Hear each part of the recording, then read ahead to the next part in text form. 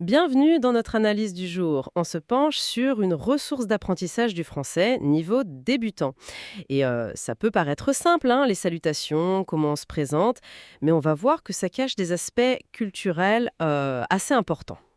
Notre but, comprendre les bases, bien sûr, mais surtout cette différence clé entre le formel et l'informel. Bon, décortiquons ça. Alors, pour commencer, il y a les mots de base, quoi. Bonjour, au revoir, je m'appelle, et puis le fameux enchanté. Plutôt direct, non? Mais la source insiste. Attention, c'est plus subtil qu'il n'y paraît. Tout à fait. Et ce qui est fascinant ici, c'est comment, dès le départ, cette ressource met le doigt sur la distinction cruciale entre le langage familier et le formel. C'est pas juste choisir un mot plutôt qu'un autre, en fait. Prenez salut, par exemple, comparé à bonjour. Le salut, bon, c'est pour les proches, les amis. La source, elle donne un exemple. Imaginez dire salut à votre chef. Ça pourrait être vu, non pas comme sympa, mais comme un manque de respect. Ah oui, carrément. Et pareil pour comment vas-tu versus comment allez-vous. Le premier, c'est intime. Le second, ça met une distance, une forme de respect. La source le dit bien. Maîtriser ça, c'est essentiel pour pas faire d'impair dès le début. Et c'est là que ça devient vraiment intéressant.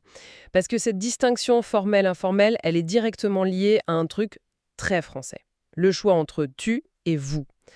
La ressource l'explique assez clairement, je trouve. Tu, c'est la proximité. Amis, famille, parfois les collègues si on est proche. Et vous, c'est pour la distance, le respect. Les inconnus, les personnes plus âgées, dans un cadre pro ou face à quelqu'un en position d'autorité. C'est pas juste de la grammaire, c'est social, quoi. Mhm. La ressource raconte même une petite histoire, un étranger qui tutoie un commerçant un peu âgé, et il sent tout de suite un froid. Ça montre bien à quel point c'est ancré, ce choix. Exactement.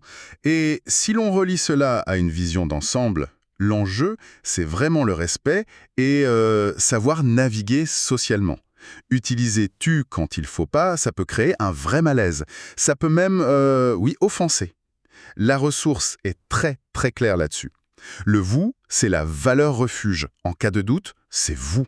Elle dit même que, bon, ça peut sembler un peu distant au début, mais c'est tellement mieux qu'un tutoiement qui tombe mal. C'est plus sûr, quoi. Voilà.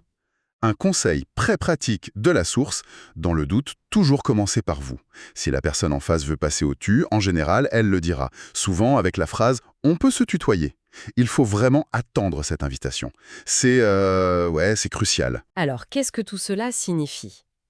Ça veut dire que pour bien communiquer en français, même pour dire bonjour, il faut pas juste connaître les mots. Il faut capter cette sensibilité culturelle. Le registre de langue, le choix entre tu et vous, c'est fondamental.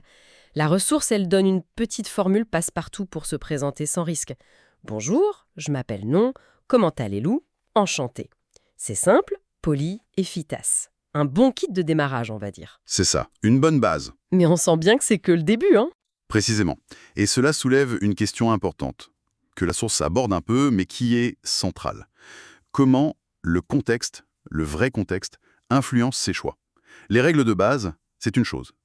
Mais la vraie compréhension, elle vient en observant, en écoutant. La source encourage d'ailleurs à faire ça. Regardez comment l'âge, le statut, le cadre pro, amical, même en ligne maintenant, tout ça, ça change l'usage du tu et du vous. Quand est-ce qu'on passe du vous au tu, par exemple? Est-ce que c'est toujours dit clairement? Observer ces dynamiques, c'est sans doute l'étape suivante pour vraiment maîtriser cet aspect subtil de la langue. C'est peut-être ça la clé pour dépasser le niveau débutant et vraiment sentir la langue.